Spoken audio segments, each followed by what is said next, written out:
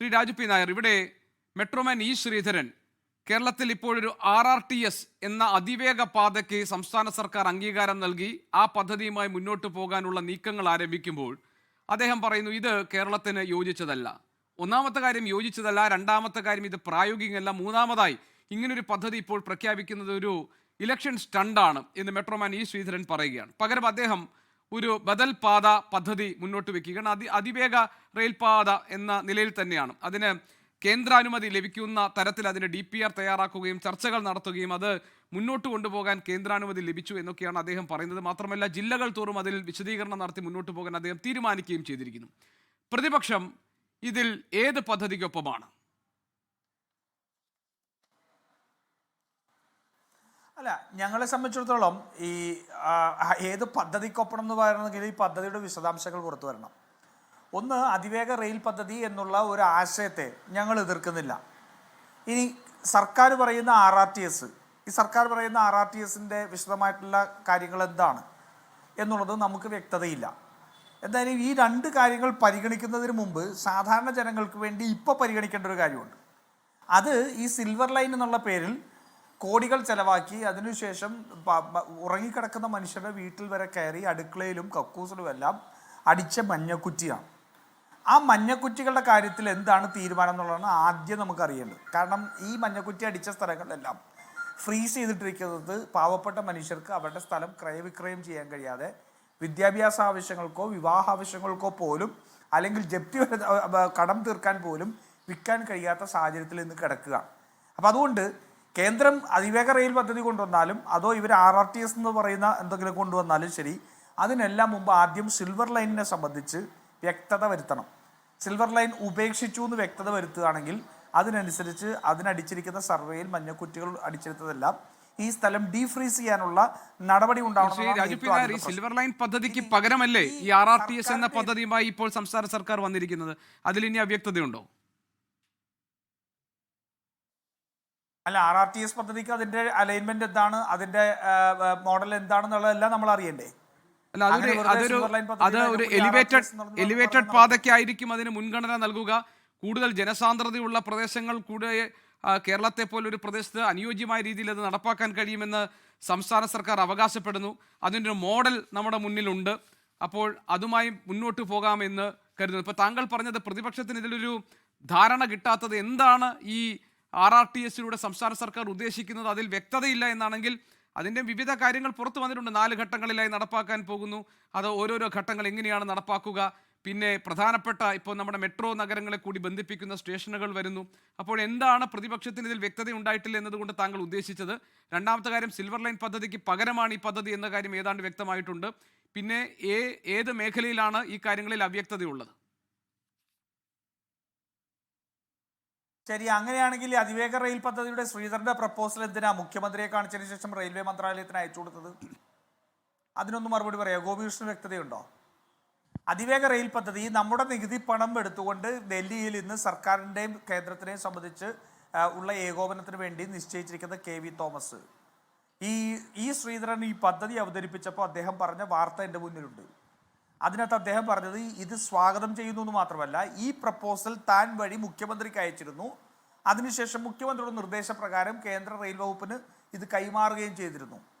അപ്പോ വ്യക്തതയുണ്ടോ? RRTS ആണോ അതിവേഗ റെയിൽ? വ്യക്തതയുണ്ടോ? ഇല്ല, അല്ല, ഞാൻ പറഞ്ഞത് ശ്രീ രാജു പി നായർ, അത് RRTS അല്ല, അത് അതിവേഗ റെയിൽ പദ്ധതിയാണ്. താങ്കൾ പറഞ്ഞതുപോലെ ശരിയാണ്, മുഖ്യമന്ത്രിയെ കാണിച്ചിരുന്നു, അദ്ദേഹം സംസാരിക്കാൻ പറഞ്ഞു, അത് കേന്ദ്ര റെയിൽ മന്ത്രാലയത്തിലേക്ക് പോയി, ആ കാര്യങ്ങൾ ആ ഫയൽ അങ്ങനെ നീക്കിയിരുന്നു എന്ന കാര്യം ഈ ശ്രീധരൻ പറഞ്ഞത് ഞാനും കേട്ടു. എനിക്ക് ആ കാര്യത്തിൽ അത്രേ വ്യക്തതയുള്ളൂ. പക്ഷേ ഞാൻ ചോദിക്കുന്നത് RRTS എന്ന് ഈ ശ്രീധരനും പറഞ്ഞു മുഖ്യമന്ത്രിയെ കാണിച്ചിട്ടുണ്ട്. ഈ ശ്രീധരനല്ല, അതായിക്കോട്ടെ. ഈ ശ്രീധരൻ പറയുന്ന ഈ ശ്രീധരൻ ഇതിനകത്ത് ഇപ്പോൾ ഭരണപരമായ ഉത്തരവാദിത്വമൊന്നുമില്ല. അദ്ദേഹം പറയുന്നു ശരി, DMRCയുടെ കീഴിലാണെങ്കിൽ അതവിടെ നിൽക്കട്ടെ. നമ്മുടെ സർക്കാർ ഉത്തരവിലൂടെ കോൺസ്റ്റിറ്റ്യൂട്ട് ചെയ്ത് ഇവിടെ കൊണ്ടുവന്ന എല്ലാ ക്യാബിനറ്റ് പദവിയും കൊടുത്ത് ഡൽഹിയിൽ ഇരുത്തിയിരിക്കുന്ന KV തോമസ് പറഞ്ഞത് ഈ പ്രപ്പോസൽ മുഖ്യമന്ത്രിക്ക് കൈമാറിയിരുന്നു എന്നും മുഖ്യമന്ത്രിയെ കണ്ടതിന് ശേഷം റെയിൽവേ വകുപ്പിന് കൈമാറി എന്നുള്ളതും അതിൻ്റെ മുന്നോട്ടുള്ള പോക്ക് പോകുന്നതാണ്. അപ്പം സർക്കാരിൻ്റെ വ്യക്തത എന്താണ്? ജനങ്ങളെ കബളിപ്പിക്കുക എന്നുള്ള RRTSൻ്റെയും അല്ലെങ്കിൽ ഇതിൻ്റെ പേരിൽ പറയുന്ന രാഷ്ട്രീയമായിട്ടുള്ള കബളിപ്പിക്കലാണോ, അതോ അതിവേഗ റെയിൽപാതയുടെ ഒപ്പമാണോ സർക്കാർ, RRTS ആണോ സർക്കാർ? ഇത് നമുക്ക് വ്യക്തതയില്ലാതെ എങ്ങനെ പറയാൻ പറ്റും? സർക്കാരിൻ്റെ നടപടി ഇതല്ലേ. അതിവേഗ റെയിൽവേന് വേണ്ടിയിട്ടുള്ള ഇത് കേരളത്തിൻ്റെ പ്രത്യേക പദ്ധതി വഴിക്ക് റെയിൽവേ മന്ത്രാലയത്തിന് കൊടുക്കുകയും അതേസമയം തന്നെ ഇവിടെ RRTS എന്ന് പറയുകയും ചെയ്യുന്നു ഇല്ലേ? അത് അവ്യക്തതയല്ലേ? അപ്പോൾ ഈ അവ്യക്തത വ്യക്തമാക്കണ്ടേ? ശരി, അല്ല ഞാൻ ചോദിക്കുന്നത്, താങ്കൾ പറഞ്ഞത് ഈ സംസ്ഥാന സർക്കാർ സമർപ്പിച്ച DPRന്റെ കാര്യമാണെങ്കിൽ അതിന് റെയിൽവേയുടെ അനുമതി ലഭിച്ചിട്ടില്ലല്ലോ. അല്ല, അത് സിൽവർ ലൈനിൽ കിട്ടിയില്ലല്ലോ. ഇല്ല, അത് സിൽവർ ലൈനിൽ കിട്ടിയില്ലല്ലോ. അല്ല അതിന്റെ ഈ സിൽവർ ലൈനിനെ സംബന്ധിച്ച് പറഞ്ഞതിൽ ഞാൻ ചോദിക്കട്ടെ ഗോപികൃഷ്ണൻ, സിൽവർ ലൈനിനെ സംബന്ധിച്ച് നമ്മൾ വർഷങ്ങളായിട്ട് ചർച്ച നടത്തി. ആ സിൽവർ ലൈനിനെ സംബന്ധിച്ച് എന്തെങ്കിലും വ്യക്തത നമുക്ക് കിട്ടി? ഇവരൊരു DPR ഉണ്ടാക്കും എന്നൊക്കെ പറഞ്ഞു, റെയിൽവേ മന്ത്രാലയം പറഞ്ഞു. അങ്ങനത്തെ ഒരു DPR പോലും ഇല്ല എന്ന് പറയുന്നു. ഇടയ്ക്ക് അത് തിരിച്ചയച്ചു എന്ന് പറയുന്നു. സർക്കാർ അനുമതി ലഭിച്ചു എന്ന് ഇടയ്ക്ക് പറഞ്ഞു ഇല്ലേ? ഇവര് ഈ സർക്കാർ പറയുന്ന കാര്യങ്ങൾക്ക് എന്തെങ്കിലും വ്യക്തതയുണ്ടോ? എന്തിൻ്റെ പേരിലാണ് ഈ പറയുന്ന സ്ഥലം മുഴുവൻ ഇവർ ഇത്രമാത്രം വലിയ കാടത്തം നിറഞ്ഞ പോലീസ് നടപടിയിലൂടെ തന്നെ കൈക്കാലാക്കിയത്? DPR പോലും ഇല്ലാതെ ഇപ്പോൾ ഈ ഒരു മാസം പോലും ഈ സർക്കാരിനില്ല എന്ന് വെച്ചാൽ ഫെബ്രുവരിയോടുകൂടി പ്രഖ്യാപനം ഉണ്ടായിക്കഴിഞ്ഞാൽ പെരുമാറ്റച്ചട്ടം വന്നാൽ പിന്നെ ഈ സർക്കാരിന് അനങ്ങാൻ കഴിയില്ല. ഒരു മാസം പോലും ഇല്ലാത്തപ്പോൾ ഇത്രയും വലിയൊരു പദ്ധതിയുടെ പേരിൽ ഇത് പ്രഖ്യാപിക്കുകയും അതിനൊപ്പം തന്നെ ഈ കേന്ദ്ര റെയിൽവേ മന്ത്രാലയത്തിനടുത്ത് അതിവേഗ റെയിൽപാതയെ സംബന്ധിച്ച് പരിഗണിക്കാൻ വേണ്ടി ശുപാർശ ചെയ്തതിൻ്റെ അടിസ്ഥാനം എന്താ? അല്ല ശ്രീ രാജു, ഞാൻ അതിനകത്ത് ഇപ്പോൾ താങ്കൾ എൻ്റെ ഭാഗത്ത് നിന്ന് ഒരു ക്ലാരിറ്റി ചോദിച്ചുകൊണ്ടാണ് എനിക്കറിയാവുന്ന ചില കാര്യങ്ങൾ പറയുകയാണ്. ബാക്കി നമുക്ക് ഈ ചർച്ച മുന്നോട്ട് പോകുമ്പോൾ അതിൽ വ്യക്തത ഉണ്ടാകുമോ എന്ന് നോക്കാം. ഒന്നാമത്തെ കാര്യം, താങ്കൾ പറഞ്ഞ സിൽവർ ലൈൻ പദ്ധതിയുടെ കാര്യത്തിൽ റെയിൽവേ ചില സാങ്കേതികമായ കാരണങ്ങൾ ചൂണ്ടിക്കാണിച്ചുകൊണ്ട് ആ പദ്ധതിക്ക് അനുമതി നൽകിയിട്ടില്ല. അത്രയും ഭാഗം ശരിയാണല്ലോ. പിന്നെ താങ്കൾ പറഞ്ഞത് ശരിയാണ്, പ്രാദേശികമായി ജനങ്ങളുടെ ഭാഗത്തുണ്ടായിട്ടുള്ള എതിർപ്പ്, അവരുടെ വിമർശനങ്ങൾ, അവരുടെ സമരങ്ങൾ, അവരുടെ പ്രക്ഷോഭങ്ങൾ, ഇതൊക്കെ കണ്ടതാണ്. ഏതായാലും രണ്ടും കൂടി ചേർന്ന് റെയിൽ പദ്ധതി ഇപ്പോൾ ഇല്ല എന്ന് കരുതും. പിന്നെ താങ്കൾ പറഞ്ഞ അതിവേഗ റെയിൽപാതയുടെ പദ്ധതിയുടെ കാര്യം, അത് റെയിൽവേക്ക് DPR നൽകുന്നു. ഈ പറഞ്ഞതുപോലെ KV തോമസ് സർക്കാരിന് സമർപ്പിക്കുന്നു, DPR റെയിൽവേക്ക് പോകുന്നു. അതിനും റെയിൽവേ നിർദ്ദേശിക്കുന്ന ചില കാര്യങ്ങളുണ്ട്, ചില മാനദണ്ഡങ്ങളുണ്ട്. അതിൻ്റെ പേരിലായിരിക്കാം അതിന് അനുമതി ലഭിക്കാതിരിക്കുകയും. അതേസമയം RRTS പോലൊരു പദ്ധതി, ഡൽഹി മീററ്റ് RRTS കോറിഡോർ വിജയകരമായി ഈ രാജ്യത്ത് നടപ്പാക്കുകയും അതിൻ്റെ പ്രായോഗികത സംബന്ധിച്ച് സംശയങ്ങൾ ദൂരീകരിക്കപ്പെടുകയും ചെയ്തപ്പോൾ അതൊരു പുതിയ ആശയമായി സംസ്ഥാന സർക്കാർ മുന്നോട്ട് വെച്ചു എന്ന് പറഞ്ഞാൽ വ്യക്തതയാകുമോ? അല്ല, അതിനുള്ള കാര്യങ്ങൾ ഞാൻ ചോദിക്കുന്ന ഒരൊറ്റ ചോദ്യം ഇതാണ്. എന്തിനാണ് മുഖ്യമന്ത്രി ഉൾപ്പെടെ ശ്രീധരൻ്റെ ഇതിനെ സംബന്ധിച്ച് പിന്തുണച്ചു? റെയിൽവേ മന്ത്രിക്ക് അത് കൈമാറ്റം ചെയ്തു. അങ്ങനെ അപ്പോൾ അതിവേഗ റെയിൽവേ മുഖ്യമന്ത്രി പിന്തുണച്ചുകൊണ്ട് കേന്ദ്ര റെയിൽവേ മന്ത്രിക്ക് കൈമാറിയ അതിവേഗ റെയിൽവേ സംബന്ധിച്ച് സർക്കാരിൻ്റെ നിലപാട് എന്താണ്? അത് നമുക്കൊന്ന് അറിയണ്ടേ?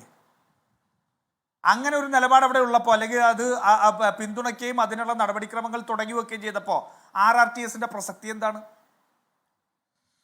അതോ 2 റെയിൽവേ ഉണ്ടാക്കാനാണോ? കണ്ണൂരിൽ നിന്ന് തിരുവനന്തപുരത്ത് വരത്തേക്ക് 2 റെയിൽവേ ഉണ്ടാക്കാനുള്ള പദ്ധതിയുണ്ടോ? നമ്മൾ എന്താ ചർച്ച ചെയ്യേണ്ടത്?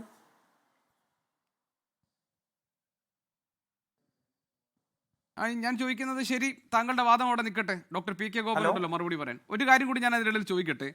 പ്രതിപക്ഷത്തിന് ഈ കാര്യത്തിൽ ശ്രീധരൻ മുന്നോട്ട് വെച്ച ആശയത്തിനോടാണോ താല്പര്യം? അതായത് ഇന്ന് പ്രതിപക്ഷ നേതാവ് പറഞ്ഞത് കേരളത്തിൻ്റെ പാരിസ്ഥിതിക സവിശേഷതകളോട് യോജിച്ച് നിൽക്കുന്ന, അതിനോട് അനുയോജ്യമായ, കേരളത്തിൻ്റെ സാമ്പത്തികമായി കേരളത്തിന് വലിയ ബാധ്യത ഉണ്ടാക്കാത്ത ഒരു പദ്ധതിയാണ് പ്രതിപക്ഷം അനുകൂലിക്കുക എന്നത്. അത് ശ്രീധരൻ മുന്നോട്ട് വെച്ച അതിവേഗ റെയിൽപാതയാണ് എന്നാണോ താങ്കൾ പറഞ്ഞു വരുന്നത്?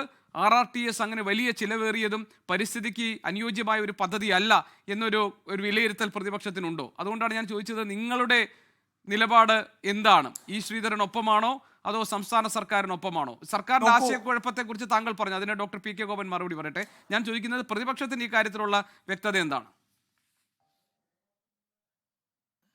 ഞങ്ങളെ സംബന്ധിച്ചോളം വ്യക്തമാണ്. കേരളത്തിന് അതിവേഗ റെയിൽപാത ആവശ്യമാണ്, കാലഘട്ടത്തിൻ്റെ ആവശ്യമാണ്, സംശയമില്ല.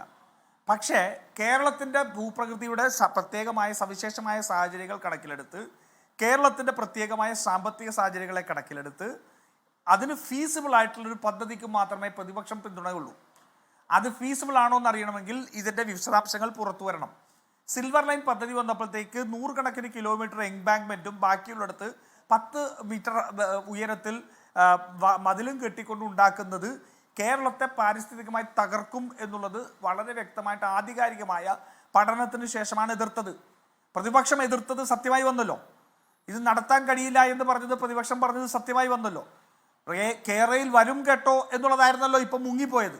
അപ്പം ഞങ്ങളെ സംബന്ധിച്ചിടത്തോളം ആശയത്തിലല്ല പ്രശ്നം, ആ ആശയത്തിനകത്ത് കിടക്കുന്ന ഈ പദ്ധതിയുടെ വിശദാംശങ്ങൾ കേരളത്തെ എങ്ങനെ സാമ്പത്തികമായും പാരിസ്ഥിതികമായും ബാധിക്കും എന്നുള്ള വിശദാംശങ്ങൾ അറിഞ്ഞതിന് ശേഷം ഏത് നിർദ്ദേശത്തെയും അതിനകത്ത് പിന്തുണയ്ക്കുന്നതിന് യാതൊരു ഇതിനകത്ത് ശ്രീ രാജു നായർ RRTS-നെ കുറിച്ച് ഞാൻ വായിച്ച് മനസ്സിലാക്കിയെടുത്തോളം ഇതൊരു എലിവേറ്റഡ് വയാഡക്റ്റ് ആണ്. തൂണുകളിൽ ആണ് ഇത് ഈ റെയിൽ പോകുന്നത്. കൂടുതൽ ഇടങ്ങളിലും വളരെ കുറച്ച് ഭാഗങ്ങളിൽ മാത്രമേ ഉള്ളൂ നമ്മൾ നേരത്തെ പറഞ്ഞ സിൽവർ ലൈൻ പ്രശ്നമായ എംപാങ്ക്മെന്റ് ഉള്ളത്. അല്ല, അതിന് DPR ഉണ്ടോ? ഇല്ല, നോക്കട്ടെ, ചോദിക്കാം. ഡോക്ടർ PK ഗോപൻ ഉണ്ടല്ലോ, അദ്ദേഹം പറയട്ടെ. DPR ഉണ്ടോ?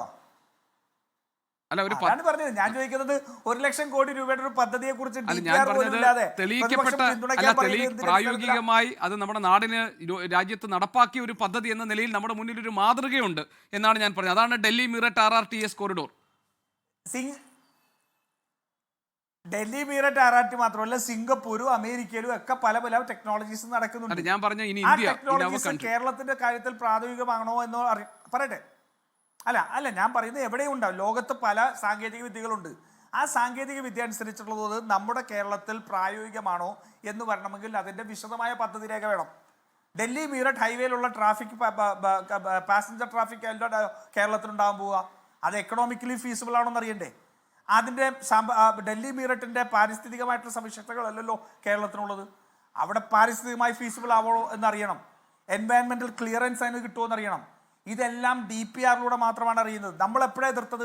ഈ DPR-ൽ വ്യക്തതയില്ലാത്ത DPR എങ്കിൽ പോലും 100 കിലോമീറ്റർ എംബാങ്ക്മെൻറ്റും അതുപോലെ തന്നെ ഈ ഇതും എന്താ പറയുക മതിലുകളും കെട്ടുന്നു എന്ന് പറഞ്ഞപ്പോഴല്ലേ നമ്മൾ എതിർത്തത്. അപ്പം അതുകൊണ്ട് വിശദമായ പദ്ധതി രേഖയില്ലാതെ 1 ലക്ഷം കോടി രൂപയുടെ മേലെ വരുന്നൊരു പദ്ധതിക്ക് പ്രതിപക്ഷം ബ്ലാങ്കറ്റ് അപ്രൂവൽ കൊടുക്കണം എന്ന് പറഞ്ഞാൽ നടക്കില്ല. മറിച്ച് അതിൻ്റെ വിശദാംശങ്ങൾ പുറത്തു വരുമ്പോൾ ഏതാണോ അതിനകത്ത് ഇതായിട്ടുള്ളത്. പക്ഷേ സർക്കാർ അപ്പോഴും RRTS ആണോ അതോ അതിവേഗ റെയിൽ പേതൊക്കെയാണോ പിണറായി വിജയന്റെയും സർക്കാരിന്റെയും പിന്തുണ എന്നുള്ളത് അവ്യക്തമായിട്ട് നിൽക്കുകയാണ്. ലോകത്തെവിടെയായാലും ഏത് സമയത്തും 24 വാർത്തകളും ഓഗ്മെന്റഡ് റിയാലിറ്റി പാക്കേജുകളും എക്സ്പ്ലെയിനറുകളും വിശദമായി കാണാൻ ഞങ്ങളുടെ YouTube ചാനൽ നിങ്ങൾക്ക് സബ്സ്ക്രൈബ് ചെയ്യാം.